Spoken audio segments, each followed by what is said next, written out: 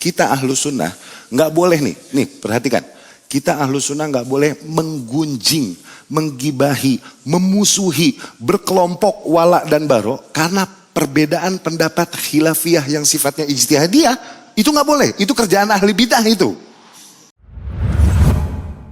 Salah seorang dari ikhwan kita, bahkan senior, diketahui masih bekerja di tempat atau instansi yang memang diharamkan di dalam syariat. Kemudian beberapa ikhwah banyak yang menggunjing dan menyudutkan orang tersebut. Saya tidak suka jika ikhwah tersebut masih bekerja di situ. Tetapi hati saya pun tidak senang melihat perlakuan sebagian ikhwah kepada orang yang bersangkutan. Mohon arahan Ustaz. Barakallahu fiik. Seorang ikhwah kita bahkan senior diketahui masih bekerja di tempat atau instansi yang memang diharamkan di dalam syariat. Kemudian ini ada beberapa poin perlu dibahas. Pertama, ikhwah. Dan dia senior. Dilihat dulu, itu instansi emang beneran haram apa enggak? Dia berilmu loh, lebih senior. Katanya ya. Beneran haram atau ilmu ente yang belum sampai? Beneran haram, ijma, apa khilafiyah? Awas. Dilihat dulu, karena mesti husnudzon. Ente kira dengan keterbatasan ilmu ente, ini haram. Dan ente yakin kirain mah ijma ulama sedunia. Padahal bisa jadi, enggak. Demikian. Ya kita kan maksudnya norak-noraknya penuntut ilmu kan gitu. Seringkali kita mengira sesuatu yang udah disepakati ulama dari zaman ke zaman yang enggak begitu berarti ahli bid'ah. Padahal bukan, ini minoritas. Jumhur berpendapat beda ternyata. Kita tuh sering noraknya begitu. Kasus isbal, kasus apa. Kita kan sering noraknya begitu tuh. Iya kan? Lu norak kan? Ya. Ini kan dikirain, pokoknya kalau bukan isbal berarti enggak isbal, kalau isbal berarti bukan ahlu sunnah. Tuh, padahal jumhur bilang itu enggak haram. Minoritas bilang itu haram. Minoritas. Kita kira sering kita tuh begitu gitu. Makanya dilihat dulu, bener gak tuh tempat yang dia bekerja emang haram? Dilihat dulu. Ini ikhwah senior, berarti lebih berilmu dari mula. Minimal kan aturan? Dilihat, itu emang beneran haram gak? Satu. Apa khilafiyah? Oke, satu. Beberapa ikhwah banyak yang menggunjing dan menyudutkan orang tersebut. Jangan. Katakan haram, say. Katakan haram. Bolehkah kita mencela seseorang yang melakukan keharaman? Nggak boleh. Hukum dasarnya adalah kita harus menutupinya dan urusan dia sama Allah. Itu udah nasihatin cukup. Urusan dia sama Allah. Jangan terjebak. Nah ini pola pikir sebagian ikhwah juga. Yang kadang semi-semi khawarij nih. Dengan melakukan sebuah ketaatan yang orang lain belum lakukan begitu. Akhirnya memandang rendah sama yang lain. Menggunjing, memusuhi. Nah ini juga di ikhwah nih. Penyakitnya nih. Ini Rasul bilang sallallahu alaihi wasallam. Man ayyara akhahu bidzambin lam yamut hatta ya'malah. Barang siapa yang mencela dosa yang dilakukan saudaranya, maka dia tidak akan mati sampai dia melakukan dosa itu. Tuh, sunatullah lo itu. Siap-siap lo. Ini kalau emang dosa ya. Kalau emang dosa. Siapa tahu tadi yang pertama tadi, lo kira dosa. Dengan keterbatasan ilmumu yang cetek, yang cuma bisa baca terjemahan doang. Oke, kau kira itu dosa. Padahal ini senior, dia tahu adanya pendapat lain. Dan ini bukan perkara yang sifatnya satu pendapat dan memang khilafiyah. Atau mungkin keterdesakan kondisi. Masyayikh itu misal katakanlah bekerja di instansi ribawi ya. Syekh Saleh Fauzan itu ditanya, ya Syekh aku bekerja di instansi ribawi. Oke? Aku punya hutang yang harus aku selesaikan dan lain-lain. Atau aku punya tanggungan.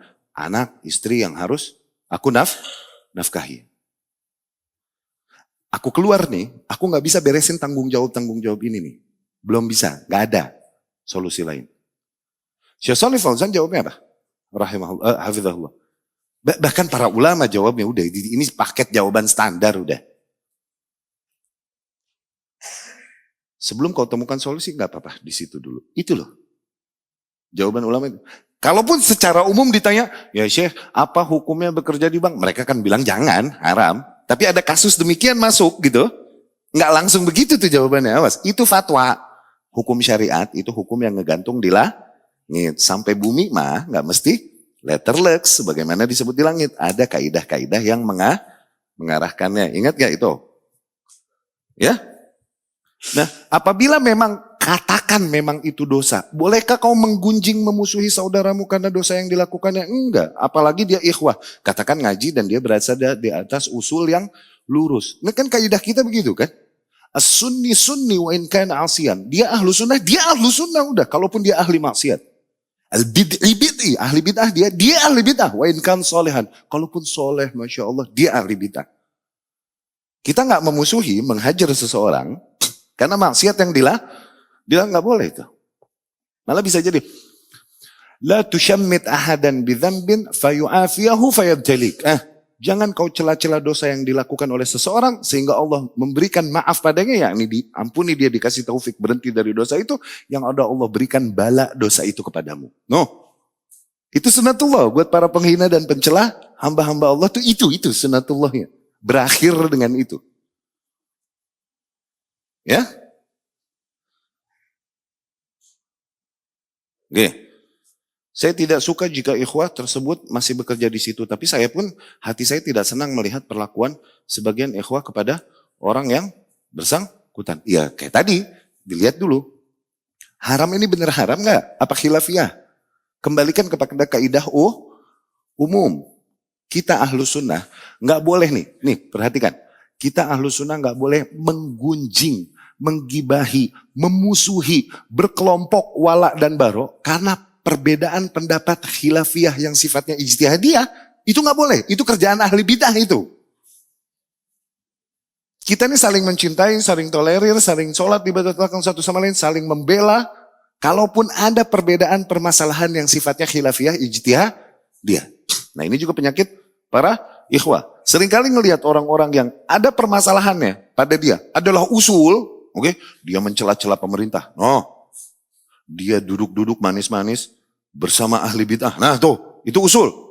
Ini ditolerir dan tetap diikutin. Sementara orang yang melakukan sesuatu yang khilafiyah malah dimusuhin. Nah ini keliru nih. Cara penerapan beragamanya keliru. Nggak paham mana usul, mana furu. Bagaimana menyikapi khilaf usul, bagaimana menyikapi khilaf furu. Itu fungsinya dasar-dasar keislaman kemarin itu. Tuh.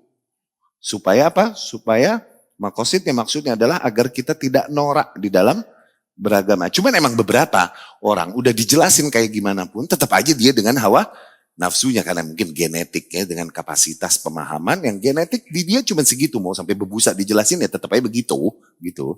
Nah, genetis mungkin padanya. Nah.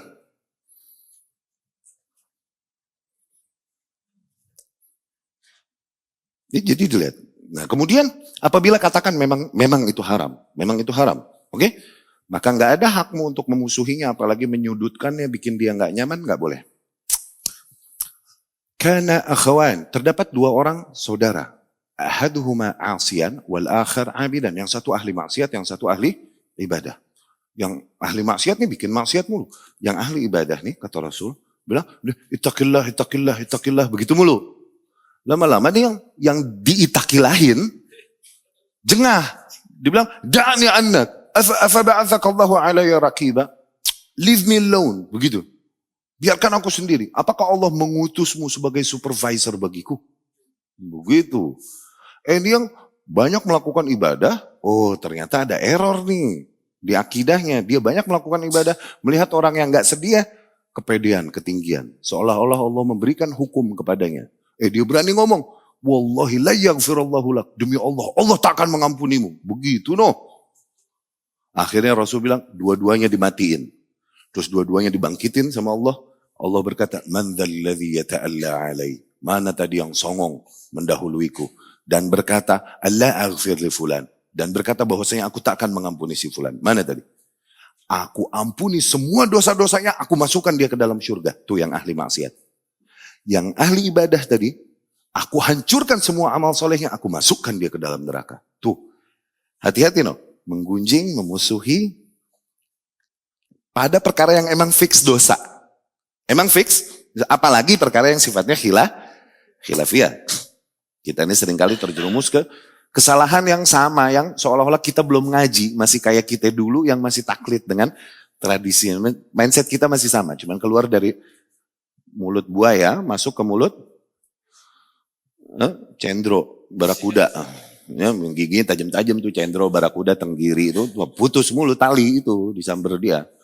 Tajam giginya, kudu pakai seling mancingnya ya. Berbijaklah di dalam agama, fahami mana usul, mana furu', kemudian mana muamalah terhadap hal-hal demikian, sehingga tidaklah kita kira membela agama Allah, padahal kita terhitung justru orang yang zalim kepada hamba Allah, karena tidak menerapkan kaidah-kaidah di dalam beragama. Ya, aku qouli hadza wa astaghfirullah li wa lakum, subhanakallahumma wa bihamdika, asyhadu an la ilaha illa anta astaghfiruka wa atubu ilaik. Assalamualaikum warahmatullahi wabarakatuh.